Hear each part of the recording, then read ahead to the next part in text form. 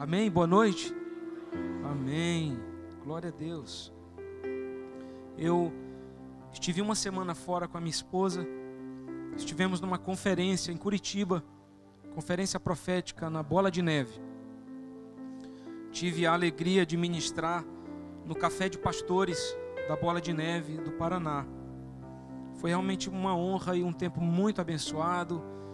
Conheci pastores de várias partes do mundo e, como Deus é muito bom, gerei amigos muito especiais que provavelmente com o passar do tempo vão estar aqui conosco. Quero dizer para você, debaixo do sangue de Jesus, que eu recebi muito de Deus lá, muito. Na verdade, foi Deus que me levou. Muitas das conferências que eu vou financiado pela igreja mesmo. A igreja paga a minha inscrição e eu vou para essa conferência para receber. Essa foi uma das poucas conferências que eu fui como convidado mesmo. Conferência de pastores e líderes. Fui como um dos ministros. E Bigard me levou até aquela cidade, hospedou, cuidou da gente. Eu passei uma semana só recebendo mesmo. Mais do que nos púlpitos, muitas vezes sentado na mesa, almoçando, jantando. Foram os momentos em que eu mais aprendi e recebi de Deus. E ali, eu digo que Deus me levou porque eu acredito que nós, como igreja, estamos assim, transicionando muitas coisas. E nessa transição, eu como líder, preciso dar uma direção. Mais do que qualquer outro líder, eu preciso ter uma direção do que fazer. E nesses dias agora, Deus falou comigo muito claramente sobre quais são os próximos passos que nós vamos dar daqui em diante. E muitas coisas Deus falou pessoalmente comigo, e eu queria compartilhar uma delas com você. Eu, graças a Deus, hoje tenho um relacionamento muito bom com meu pai. Inclusive hoje a gente estava até tomando café na minha casa. Mas eu infelizmente cresci, e a boa parte de vocês sabe disso, num lar com um pai ausente. Na verdade, meu pai também lamenta isso hoje com a cabeça que ele tem. Mas cresci num lar onde meu pai não era um pai muito presente. Isso me causou danos profundos, muitos danos. E se você talvez cresceu num lar assim, que o seu pai muitas vezes estava fisicamente, mas não estava no sentido de realmente estar com a cabeça ali com você, com o coração ali. Eu amo meu pai, não é esse o caso. O caso é que eu sofri danos por causa disso. E esses danos me fizeram crescer com uma questão de rejeição muito forte. Geralmente, quem cresce em situações como a minha, sem um pai presente que o afirma, pode deixar ela gritar aí. Com um pai que afirma ou que não afirma, na verdade, então você cresce com complexos. E um desses complexos é a rejeição. E o que é que a rejeição faz com você? A rejeição faz com que você tenha necessidade de aprovação. Ela causa em você uma necessidade de aceitação. Quando você cresce num lar que o seu pai está presente, você é amado, você é afirmado, você cresce livre, você cresce saudável. Se alguém não gosta de você, tudo bem, você tem um pai que te amou a vida inteira, você está abastecido de amor. Mas quando você não teve isso, então você cresceu num lar que houve falta na tua criação, você é o tipo de pessoa que quer agradar todo mundo. Então você se esforça para ser amado. E isso é problemático, porque se isso faz parte da vida de um líder, esse líder nunca vai conseguir liderar. Por quê? Porque ele vai querer ser amado por seus liderados. E um líder nem sempre é amado por seus liderados. Às vezes um líder tem que liderar diante de oposição. Por quê? Um líder de verdade, ele vai ter que chamar a tua atenção se você estiver errado, sem se preocupar se você vai gostar ou não. É como um pai. Se um pai não corrige seu filho, colocando a desculpa de que eu amo meu filho, na verdade não ama. O pai que ama corrige. A Bíblia diz que Deus disciplina aqueles a quem Ele ama. Só que quando você cresce sem disciplina e também sem afirmação, E sem uma presença referente, forte na sua vida, você cresce com lacunas. E você transfere isso para as pessoas. Por isso, muitas pessoas hoje são doentes da alma. Por quê? Porque se um amigo disse alguma coisa que ele não gostou, aí ele chega na porta, o diácono não viu, não falou com ele já entra ofendido. Ele já entra, não falaram comigo, né? Eu entrei. Você vê que há uma necessidade de ser visto. É igual aquela criança que chega na beira da piscina e diz assim: pai, vou pular, olha, vou pular. Já fizeram isso com você, seu filho? Vou pular, pai. E o menino não pula enquanto você não olha, porque ele quer ver você olhar e ele pula diante dos seus olhos. Porque não é o pulo, é o olhar do pai. Então tem um monte de adulto, criança assim. Aí ele entra na igreja, o diácono não falou, e ele começa a chorar, mingar e reclamar. É igual a criança está dizendo: eu pulei na piscina, meu pai não me viu. Pulei e não me deram atenção. E aí são pessoas que muitas vezes querem fazer algo para que os outros vejam. Para quê? Para receber um elogio que ele não recebeu quando era criança. Que pulo, meu filho. Que pulo sensacional você deu nessa piscina. Às vezes não foi pulo, conversa, o menino só se jogou. Mas aí o pai: nunca vi um pulo. Meu filho, um nadador profissional perde para você. Mas aquilo faz um bem. O filho do Josué Gonçalves, que vai estar conosco aqui em setembro na conferência de jovens, o Douglas Gonçalves, ele diz que ele é um dos caras mais otimistas do mundo, porque o pai sempre dizia para ele: meu filho, vai ficar tudo bem, vai dar tudo certo. Um dia eles receberam o diagnóstico de que a mãe dele estava com câncer de mama, já com vários nódulos, numa fase já bem avançada do câncer. Ele disse que quando viu o pai dele chorar, o pastor Josué Gonçalves, ele em nenhum momento se preocupou, porque imediatamente ele recebeu aquela descarga de otimismo no coração, porque foi o que ele ouviu do pai a vida inteira. E ele disse assim: pai, fica tranquilo, vai ficar tudo bem, Jesus vai curar a mamãe, vai ficar tudo certo, porque ele cresceu ouvindo aquilo do pai. Para ele tinha essa segurança, mas para alguém como eu, ou talvez como você, isso não é tão fácil assim.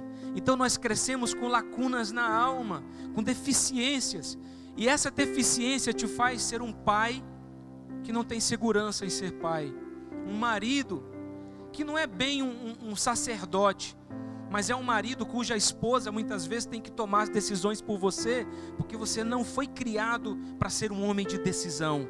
Você foi criado sendo um homem passivo, um cara que aceita a derrota e não aprende que você tem que lutar por aquilo que você quer. E aí nos tornamos, e a maioria das pessoas hoje podem ser consideradas pessoas passivas, porque tiveram falhas de criação desde a sua infância, desde que elas nasceram e cresceram, e por causa dessas falhas se tornaram maus pais, más mães, maus líderes. São líderes que têm que dizer assim: me respeita, porque quem manda sou eu. No dia que um líder faz isso, ele já perdeu o respeito e a autoridade há muito tempo atrás, porque liderança não se ganha no grito, mas se ganha na postura e nas escolhas que se faz dia a dia. Se você não é um exemplo sem palavras, não adianta gritar. Você não vai convencer teu filho a te seguir, se você não for exemplo suficiente para ele com as escolhas que você faz durante a sua vida. Só que isso tudo vem de um fundo, vem de um lugar que ficou para trás, mas que acompanha a gente até hoje. Você não pode esquecer que Jesus Cristo veio como cordeiro, mas ressuscitou como leão. Ele foi cordeiro, ele deu a sua vida para tirar o pecado do mundo, o cordeiro de Deus, o sumo sacrifício entre todos os sacrifícios do universo, entre tudo. Mas Jesus também era mais do que cordeiro, ele era o leão da tribo de Judá. Meu irmão, você já viu um leão rugir? Você sabe que há uma pesquisa científica que prova por que os animais têm medo dos leões. Eu vou te contar por quê. Eu já fui num zoológico. Quem já foi num zoológico aqui? E eu fiquei perto de um leão, meu irmão. Era um leão, na verdade era tipo um tigre branco. Depois eu vi um leão. Meu irmão, quando o leão ruge, tem até um filme, uma marca de filme, que eu não me lembro agora, que um leão dar um rugido no início do filme, não é assim? Ele põe a cabeça. Quando um leão ruge, há uma pesquisa científica, não é história, é comprovado, que o rugido do leão causa tremor nos órgãos internos dos outros animais. Quando um leão ruge, os órgãos internos dos animais ou de alguém que estiver perto, ele treme, porque o rugido do leão causa ressonância no organismo interno de outro ser vivo próximo a ele. Você já ficou na frente de um subgrave? Eu não gosto muito, mas hoje eu estava sentindo que precisa mais, Júnior. Subgrave, esse som, quando você está na frente do subgrave, quem já foi de forró de rua, esse negócio, você fica na frente daquela aparelhagem horrível. E hoje ainda reclama do som da igreja, que é maravilhoso. Tinha gente que estava tão endemoniada que dormia babando na frente da caixa de som. Por favor, não diga se você já fez isso. Você está liberto hoje. Mas aquela caixa de som, ela te dá um tremor por dentro. Aquilo é ressonância. O rugido do leão faz isso. Meu irmão, quando o leão da tribo de Judá ruge, eu vou te falar, nenhum demônio fica perto não. Nenhuma ação maligna vai deter a sua vida. Porque ele é o leão da tribo de Judá. Só que a questão essa é uma das coisas que nós precisamos aprender com Jesus. Não podemos ser cristãos passivos demais. Mas temos que também rugir de vez em quando. Jesus, ele amou. Quando Judas chegou para entregá-lo no Getsêmani, Jesus perguntou para Judas: o que tu queres aqui comigo, amigo? Jesus nunca foi hipócrita. Quando Jesus chamou Judas de amigo, eu fico pensando, talvez ele estivesse querendo dizer: por que você está fazendo isso? Cara, eu te amo como um amigo. Eu ainda te amo. Então, olha, eu te amo e você está me entregando. Jesus amou até o traidor. Mas Jesus também foi o cara que chegou no templo quando ele viu o comércio. E ele mesmo chutou o pau da barraca. Ele também disse: raça de víboras, vocês são hipócritas. Vocês são bonitos por fora, mas ocos por dentro. Vocês são como sepulcros caiados. Arrependei-vos, porque é chegado o reino dos céus. Jesus também foi duro quando necessário. Mas nós temos muitas vezes essa falha dentro de nós. E essa falha nos impede de ser uma igreja mais aguerrida. Então, quando é preciso sair para evangelizar, quando é preciso se doar mais no ministério, a gente vive botando um monte de barreira e colocando um monte de desculpa. Tem gente botando desculpa no tempo, tem gente botando desculpa na quantidade de filhos que tem gente botando desculpa em tudo. Na verdade, você está fugindo e se escondendo das responsabilidades. Por quê? Porque você não foi preparado para assumir responsabilidades. Então você foge, você se esconde na sombra de outros líderes, porque você não tem força interior para isso.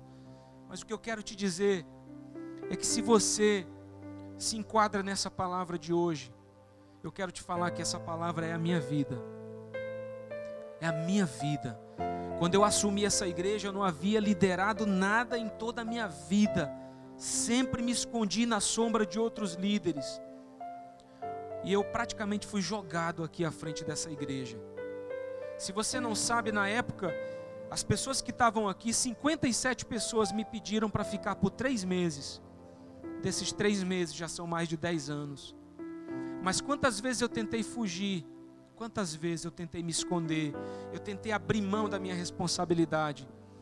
Nessa ida para Curitiba agora, no momento em que o Todd White estava pregando, eu me ajoelhei no altar.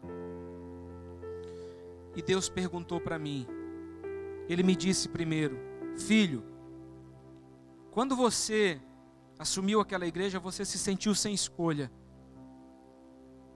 E realmente você foi lançado nesse desafio.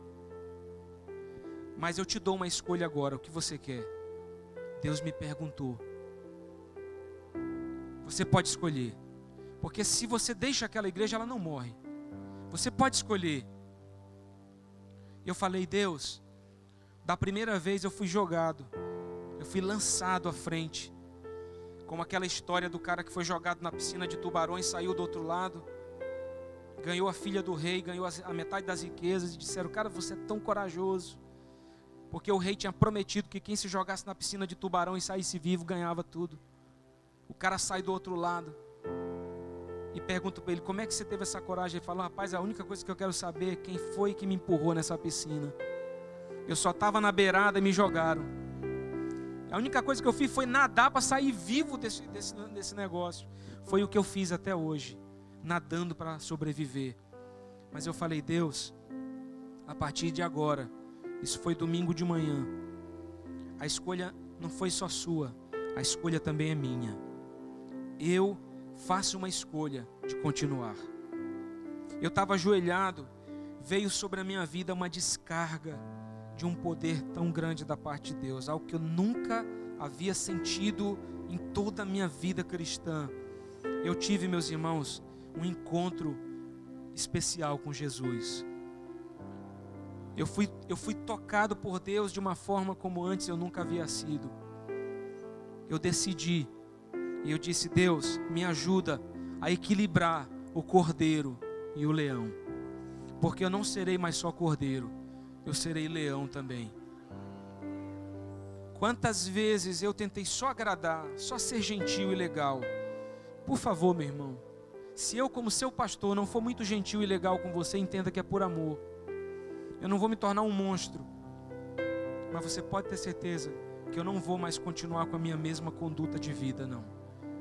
Eu não serei mais um pastor tão passivo quanto eu estava sendo antes. Nós temos que aprender que temos que ser uma igreja amorosa, mas também temos que ser uma igreja lutadora, uma igreja guerreira. Eu quero que você abra sua Bíblia em 2 Samuel, capítulo 23, versículo 11.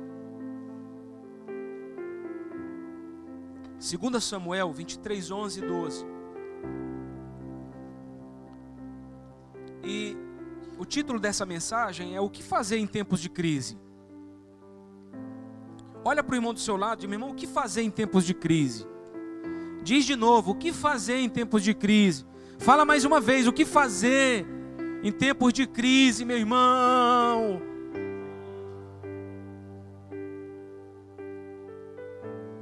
Segunda Samuel 23, 11 diz assim: abriram. Depois dele, Samá, filho de Ageu, ararita, quando os filisteus se ajuntaram em Elei, onde havia um pedaço de terra cheio de lentilhas, e o povo fugia de diante dos filisteus, pôs-se Samá no meio daquele terreno e o defendeu, e feriu os filisteus, e o Senhor efetuou um grande livramento. Samá é um cara que eu sempre admirei na Bíblia, porque a Bíblia nos mostra um momento em que os filisteus estavam destruindo o povo de Deus e tentando assumir uma certa porção de terra. Então pensa comigo, você tem uma chácara, e nessa chácara você plantou lentilha. Irmão, quem já comeu lentilha aqui? Levanta a mão assim. Vou perguntar de novo, quem já comeu lentilha? Quem gostou de lentilha? Levanta a mão. Irmão, você tem que orar por mim no final deste culto. Porque se tem uma coisa ruim na vida é lentilha, irmão. Tá? Sopa de lentilha, aquilo é amargo, de lascar mesmo. Sabe? Aquilo vai te... Se você tomar uma colher de sopa de lentilha, aquilo vai te subir um arrepio pela coluna, que parece que vai te... O negócio é terrível, irmão. Você tem que estar com muita fome para comer lentilha. Ou sei lá o que é, alguma outra coisa, mas tá bom. Então você tem que entender comigo um campo de lentilha. Se fosse assim um campo de, vamos dizer, maçã, né? Pé de maçã, laranja do celeiro Liberdade, né? É uma fruta assim que tem um certo sabor, só que você vê aqui um campo de lentilhas. E você vê um cara chamado Samá, que não segue os fugitivos, porque o povo estava fugindo dos filisteus, e os filisteus queriam dominar aquela região, mas a Bíblia diz que um homem, como era o nome dele? Samá. Ele viu seu povo fugir, ele viu os filisteus chegarem, mas ele disse assim: eu vou defender esse campo, esse lugar aqui foi Deus que me deu, eu vou lutar por aquilo que Deus me deu. Você sabe que tem momentos na sua vida que você ou luta ou perde. E são coisas até que Deus mesmo te deu. Você vê o povo de Israel, eles atravessam o deserto, chegam diante da terra prometida. Terra prometida, 40 anos andamos no deserto, nossos ancestrais morreram, sobrou a gente. Vamos lá, essa é a terra que o Senhor deu, prometeu, Ele tirou a gente do Egito para dar essa terra, terra que manda leite e mel. Aí o que é que Deus faz? Manda os 12 espias. A Bíblia diz que 12 voltam e 10 dizem o seguinte: Senhor, Moisés, é o seguinte, a terra é boa, rapaz. Tem uns cachos de uva lá, meu irmão, que é muito grande. A terra é maravilhosa, a terra realmente é frutífera, só que é o seguinte, tem gigantes lá. Nós não vamos conseguir essa terra. Mas 2 dizem, Josué e Calebe: Moisés, tudo isso aí é verdade. Só uma coisa que não é, quem nos deu essa terra foi Deus. E nós vamos entrar, vamos lutar e vamos conquistar.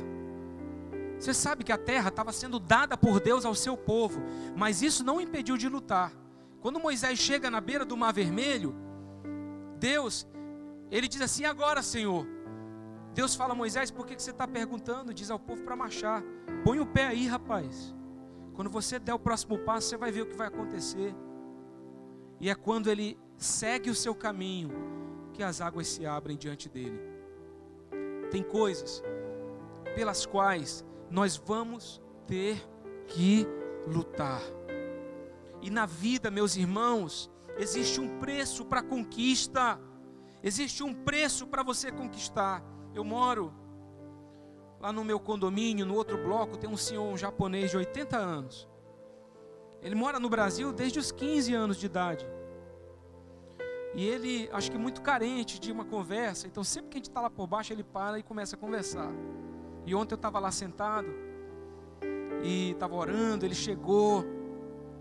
Eu desci justamente para ficar sozinho para orar, né?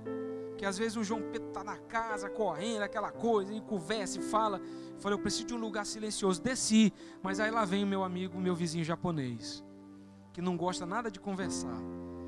E aí ele foi me contar que aos 8 anos de idade, ele viu a Segunda Guerra Mundial. Ele e a família tiveram que lutar, fugir para a China para poder sobreviver. Ele me contou que lembra de quando os Estados Unidos jogaram a bomba atômica em Hiroshima e Nagasaki, quando o Japão se rendeu e perdeu a guerra para os Estados Unidos por causa dos seus aliados. E ele contando sobre tudo que ele sofreu, ele, os 4 irmãos e os pais, a família. E ele dizendo que agora está com diabetes, que acha que está na hora de partir. Falei, depois do senhor sobreviver à Segunda Guerra Mundial, acho que o senhor pode viver mais um pouquinho. Mas a questão é que, durante toda a história da humanidade, muitas pessoas lutaram por aquilo que queria. Lutaram por um ideal, lutaram por um sonho, lutaram por uma ideia.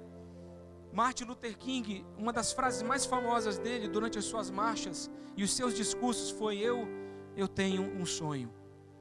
E ele dizia: eu tenho um sonho em que um dia brancos e negros vão andar nas ruas de mãos dadas. Eu tenho um sonho em que um dia brancos e negros vão comer na mesma seção da lanchonete, lado a lado, comendo juntos. Eu tenho um sonho de um dia em que não vai haver mais racismo, mas que brancos e negros vão construir a humanidade juntos. Ele tinha um sonho, ele era um pastor, um reverendo dos Estados Unidos, pastor de uma igreja, mas que levantou a bandeira de um sonho contra o racismo. Abraham Lincoln, da mesma forma, foi presidente dos Estados Unidos e foi o cara que aboliu a escravidão.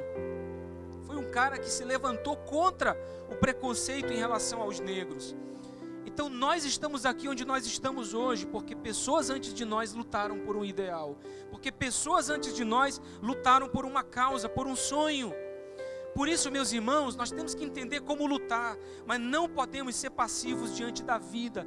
Pais estão perdendo seus filhos para as drogas, para o mundo, para a prostituição, para fora do evangelho, porque não estão lutando devidamente por aqueles que amam.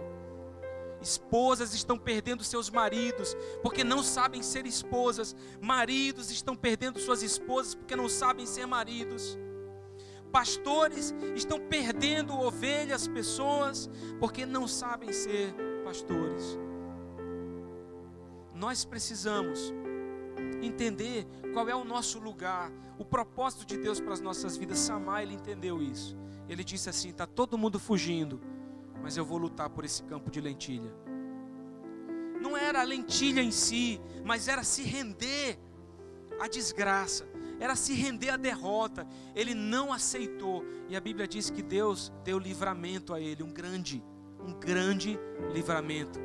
Ele matou aqueles filisteus. Minha pergunta é: qual tem sido e qual é a sua postura de vida hoje? Meus irmãos, em momentos de instabilidade e crise que tantos pensamentos e sentimentos passam nas nossas mentes e corações, mas nós temos que entender que a resposta não está em fugir, mas em enfrentar. É no lugar de maior dor, escute isso, é no lugar de maior dor que Deus irá nos moldar e nos dar vitória. Quanto maior o seu chamado, maior serão os seus desafios. Não tem jeito. Quanto maior for o seu chamado e os planos de Deus de conquista e de influência na sua vida, maiores serão os seus desafios para chegar até lá. E muitos estão desistindo desses desafios. A sua dor, ela sempre será um passaporte para uma nova fase de vitória na sua vida. Às vezes pode ser algo relacionado às nossas vidas pessoais, profissionais, ministeriais. Ninguém consegue se manter em ascensão o tempo inteiro, só subindo. Não, tem momentos também que você às vezes vai cair em alguma coisa. Você vai se deparar com situações, mas a Bíblia diz que o melhor não é como o início, mas é como se termina. Paulo começou a sua carreira matando cristãos, mas ele se converteu no encontro com Jesus. Ele passou então a ser um dos cristãos. Ele passou a ser perseguido, e no final da sua vida ele escreveu, se eu não estou enganado, são 16 livros do Novo Testamento. Meu irmão, olha a responsabilidade desse homem. E um dia ele disse: combati o bom combate, terminei a carreira e guardei minha fé. Não é como se começa apenas, é como se termina que vai fazer a diferença. Muitas pessoas estão começando bem, mas desistem da luta no meio do caminho e terminam mal, desistindo do seu ministério. Eu quero te falar uma coisa, para que 10 anos depois eu esteja nesse altar pregando para você, eu quero que você entenda que eu paguei um preço muito, muito alto para chegar até aqui. Muito alto. Eu lutei muito, eu busquei muito de Deus, eu precisei que Deus me ajudasse muito. Foram muitas horas de oração, de clamor, de choro, para que Deus me ajudasse a vencer questões interiores, a vencer coisas dentro de mim, para que hoje eu pudesse estar aqui de pé diante de você. Não foi fácil, eu não acredito que vai ser fácil, mas eu acredito que mesmo no meio da dificuldade, a graça de Deus está sobre nós. Ela nos fortalece, ela nos empodera, ela nos abençoa, para que nós possamos vencer. E com certeza algumas questões são derivadas de incerteza, de medo, de dúvida, de pressão da vida. A vida te pressiona, a vida, as questões da vida querem te empurrar, te jogar para baixo. Mas a questão é hoje é como nós vamos nos mover. Que escolhas faremos diante de um ambiente de crise? Na verdade, nós temos que aprender a viver em meio aos ambientes de crise. Momentos de crise fazem parte da vida. Meu irmão, entenda uma coisa: nem Jesus teve o amor de todos. Se ele tivesse tido o amor de todos, não teriam entregado ele à crucificação. Não foi só Judas, foram todos aqueles que gritaram para soltar Barrabás, ao invés de soltar Jesus. Eles tiveram a opção de dizer: solta Jesus, chamado Cristo.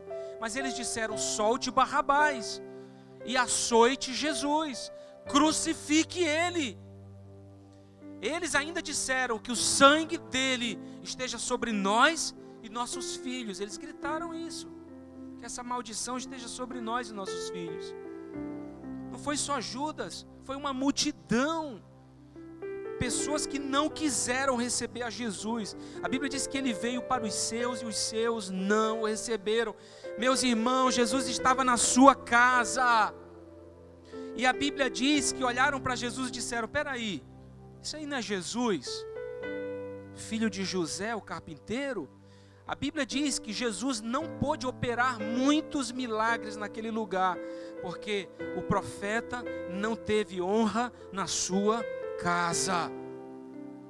E às vezes você não tem honra no meio da sua família, você não é considerado no meio daqueles que são seus familiares, e aí você fica choramingando pelos cantos, se sentindo vítima, com autocomiseração. Eu quero te falar que Deus não gosta desse tipo de coisa, de piedade de si mesmo, autopiedade. Jesus nunca teve autopiedade. A única coisa que ele disse foi: Pai, se possível, passa de mim esse cálice, mas que não seja feita a minha vontade, mas a tua. Eu vou lutar. E ele foi até a cruz e entregou a sua vida. Então, não vem com essa, meu irmão, de ficar querendo sentir pena de si mesmo. Você é filho de Deus. Você é filho do Altíssimo. O Todo-Poderoso entregou a vida do único filho que tinha por você, para que hoje você esteja aqui. Se isso não te confere importância, o que mais pode te fazer sentir importante? O ser humano, em grande maioria, desde sempre foi conduzido e se moveu pelas circunstâncias que o cercam. Somos muito voltados à aparência e pouco ao conteúdo. O parecer se tornou mais importante do que o ser de verdade. E muita gente está se conduzindo pelo que parece, pela aparência, enquanto deveria se conduzir por uma estabilidade de identidade interior. Você sabe quem você é. Você sabe para o que Deus te chamou, o propósito da sua vida. Você conhece seus dons, você conhece seus talentos. Não importa o que digam a seu respeito. Disseram tantas coisas de Jesus, mas ele sabia que era o filho escolhido de Deus. Ele sabia quem ele era. Ele disse para a mãe dele: por que você está aqui me procurando? Você não sabe? Ele tinha 12 anos. Você não sabe que eu estou cuidando das coisas do meu pai? Você esqueceu que eu fui enviado por Deus, que eu sou filho de Deus, eu sou o Cordeiro de Deus. Você está esquecendo, mamãe? Você está esquecendo, Maria, que eu fui colocado no teu ventre pelo Espírito Santo? Eu sei quem eu sou e qual é o meu propósito. Entenda isso, eu sou seu filho por enquanto aqui. Deus te conferiu essa responsabilidade, mas eu tenho um chamado maior do que tudo isso. Eu tenho um propósito. Mas muitos líderes estão se perdendo na liderança do seu lar, na liderança da sua célula, na liderança das pessoas que cuidam na sua empresa, na liderança, na influência, estão se perdendo porque tem essa falha dentro de si. Não sabem ser leão também. Estão trocando as bênçãos. A Bíblia nos mostra um momento que um homem chega na sua casa com muita fome. Se chamava Esaú. A Bíblia nos conta que ele era o filho primogênito. Você não sabe o que é isso, talvez, meu irmão. O filho primogênito era o filho escolhido. Quando um pai estava perto de morrer, sabe o que o pai fazia? Por favor, preste atenção nisso. O pai mandava chamar o filho primogênito, o primeiro filho. E ele dizia assim: meu filho, teu pai está morrendo. Põe a tua mão debaixo da minha coxa. Era um símbolo de juramento dos judeus. O filho que nasceu primeiro, o primogênito, colocava sua mão embaixo da coxa do pai. O pai colocava sua mão direita sobre a cabeça do primogênito e liberava bênçãos sobre ele. Você vai dominar sobre o seu irmão. Você será pai de uma família numerosa. Você será rico. você será poderoso. Se o outro irmão seguinte chegasse e dissesse: pai, me abençoa também, você vai ver casos na Bíblia em que o pai dizia o seguinte: meu filho, a bênção era para o teu irmão. A bênção era para o teu irmão. E foi o que aconteceu. Esaú chega em casa com fome, e Jacó diz assim: se você quiser, estou preparando aqui uma sopa de lentilha. Você está com fome? Vai demorar para você fazer comida, hein? A minha já está cheirando aqui. É só você me dar o teu direito de primogenitura. E Esaú, perdido como muitos hoje, diz: tudo bem, o que é que me adianta ser primogênito se eu estou com fome? Me dá essa sopa aqui, o direito é teu. Depois ele é enganado por Jacó, que está junto com a mãe, veste a roupa, põe pelo de animal para parecer peludo, ter o cheiro do irmão, e o pai vai e abençoa Jacó. Mas Jacó já tinha comprado o direito da primogenitura por um prato de sopa. Quantos de nós, sem entender quem nós somos e qual o poder de Deus que há sobre nós, de sermos filhos, estamos negociando a nossa unção com o mundo? Estamos negociando os nossos talentos e dons com as nossas lágrimas. Me trataram mal, não falaram comigo, eu vou deixar de ser dessa igreja, vou deixar de liderar, eu faço, o povo não vem. Meu irmão, vai para a rua, vai na casa da pessoa que faltou na célula, liga, manda mensagem, pergunta por que não veio. Para de pensar bobagem, para de pensar besteira. Você está negociando aquilo que Deus te deu por pensamentos que muitas vezes nem são reais. Não troca o teu direito de filho. Não deixa o diabo lançar palavras na tua mente. Tem gente que está subindo no altar, aí ele está aqui ministrando, aí um cara boceja lá no meio. Acabaram de bocejar ali atrás. Coincidência, né? Aí a pessoa está lá, aí ele dá aquele bocejo. Aí ele diz assim: oh meu Deus, eu acho que eu estou desafinado. Esse louvor deve estar chato pra caramba, porque olha lá, a irmã está bocejando, e aí já desestimula. Ele está na primeira canção, né? Hein, Ruth? Está na primeira canção. A segunda já não presta, porque ele já está pensando: meu Jesus, não estou agradando. Aí ele já olha, tem um irmão piscando para ali. Tem um outro que não quis levantar, está sentado, um preguiçoso, está sentado. Aí ele diz assim: agora, mas deixa que o irmão que bocejou é vigilante noturno, né? O cara, de repente, ele passou a noite trabalhando, aí chegou de manhã, o que vinha substituir não veio, o chefe falou para ele: não, fica o dia também. Ele veio para o culto, o camarada está lascado de sono, irmão. Aí ele: não tem nada a ver com a ministração. Mas aí o líder que está aqui, até minha esposa está bocejando ali. Mas o líder que está aqui, ele está tão inseguro de si mesmo, que ele acha que um olhar errado para ele é porque ele está ruim. E aí já desestimula toda a pregação, a ministração. O diabo ainda vem e diz: olha lá, o irmão está bocejando, rapaz. Tu é ruim de verdade, rapaz. Entrega esse negócio que não é para ti. Entrega isso, pelo amor de Deus. Entrega isso aí. E a pessoa fica desestimulada. Meu irmão, não enxerga chifre em cabeça de cavalo. Eu quero te falar uma coisa que eu já te falei: Jesus não morreu na cruz para perder, meu irmão. Jesus morreu na cruz e Ele já venceu. Ele não vai, Ele já venceu.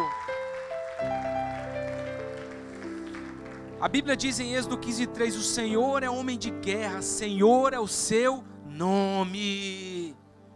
Pega no ombro dessa pessoa do seu lado, dá uma sacudida e diz: meu irmão, o nosso Deus é um Deus guerreiro. Ele luta, meu irmão. Ele corta a cabeça de demônio fora, meu irmão. Ele foi o mesmo Deus que expulsou Satanás do céu, meu irmão. Porque desobedeceu, porque quis o lugar dele. Ele botou para correr. Ele é poderoso. Eu só te peço mais 5 minutos. A Bíblia diz em Salmos 46: Deus é o nosso refúgio e fortaleza, socorro bem presente nas tribulações. Portanto, não temeremos, ainda que a terra se transtorne e os montes se abalem no seio dos mares, ainda que as águas tumultuem e espumejem, e na sua fúria os montes se estremeçam. Há um rio cujas correntes alegram a cidade de Deus, o santuário das moradas do Altíssimo. Deus está no meio dela, jamais será abalada. Deus a julgará desde amanhã. Bramam nações, reinos se abalam. Ele faz ouvir a sua voz e a terra se dissolve. O Senhor dos exércitos está conosco. Diga isso. O Senhor dos exércitos está conosco. Diga isso. O Deus de Jacó é o nosso refúgio. E o texto continua dizendo: vinde, contemplai as obras do Senhor, que assolações efetuou na terra. Ele põe um termo à guerra, ele põe um fim, um limite à guerra até os confins do mundo. Quebra o arco, despedaça a lança, queima os carros com fogo. Ele diz: aquietai-vos e sabei que eu sou Deus. Diz isso para o irmão do seu lado: aquietai-vos, sabei que eu sou Deus. Sou exaltado entre as nações, sou exaltado sobre a terra.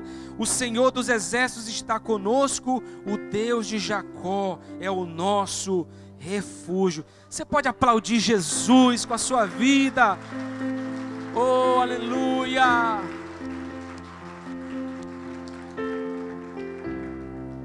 Então entenda, em tempos de crise, cuidado com as decisões que você precisa tomar. Cuidado, para não ser um crente emocional, levado por qualquer vento. Pensa, meu irmão, você é filho de Deus. Não se precipite. Nossas decisões não podem ser emocionais e sim baseadas na razão. Nem Deus nos pede um culto emocional. Momentos difíceis pressionam o nosso coração ao desespero e nos induz ao erro ou uma decisão precipitada. Deus não irá nos respaldar nas decisões erradas. Vamos ter que arcar com as consequências. No momento de crise, não desista, não pare de lutar, não baixe a guarda. Tem até uma música da Ludmilla que fala isso. No momento de crise, você pode até se perguntar: por que eu estou passando isso, Senhor? Talvez Deus esteja nos ensinando algo, talvez seja fruto de um erro que nós cometemos, estamos colhendo as consequências. Mas diante disso, o que eu posso aprender? O que você pode aprender por esse deserto que você está passando? Que lições você pode tirar disso? Não é por acaso, meu irmão. Não é por acaso. Entende isso? A Bíblia diz que tudo coopera para o bem daqueles que amam a Deus e vivem segundo os seus propósitos. Não é por acaso que você está vivendo isso. Deus quer te tornar alguém mais forte, meu irmão. Entenda que a nossa luta não é contra carne nem sangue. Tem guerras que você só vai vencer com oração. Hudson estava cantando: eu me rendo. Tem hora que você vai ter que se render e dizer: Deus, eu me rendo porque eu não estou conseguindo, eu preciso que o Senhor intervenha nessa situação. Em momentos de crise, profetize, meu irmão. Nós estamos lutando em nome do Senhor dos exércitos. Davi fez isso. Lá vem Golias, cara grande, 3 metros, espada, capacete, tudo pesado. A cabeça normal de uma pessoa pesa 9 quilos, você sabia disso? Tem uns irmãos que devem pesar uns 10, 11, mas normalmente são 9. De repente tem um irmão aí do seu lado que é mais bem dotado. Mas 9 quilos, tá? Aí você pega a cabeça de um gigante de 3 metros. Você acha que ele vai pesar quanto? Uma cabeça dessa? Irmão, uns 25, 30 quilos. Pensa num cabeção.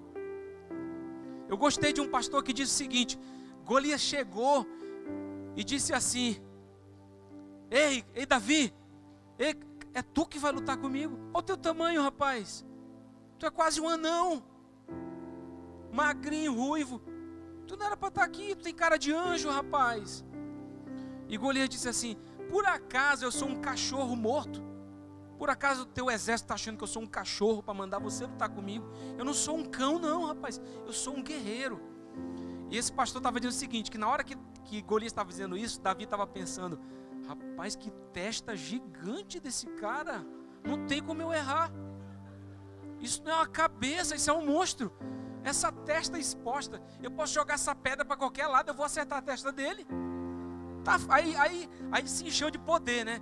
Esse cara, tu tá frito, tu vem comigo com um testão desse tamanho, eu vou acabar com a tua vida só numa pedrada, cara. Essa tua testa não é normal, né?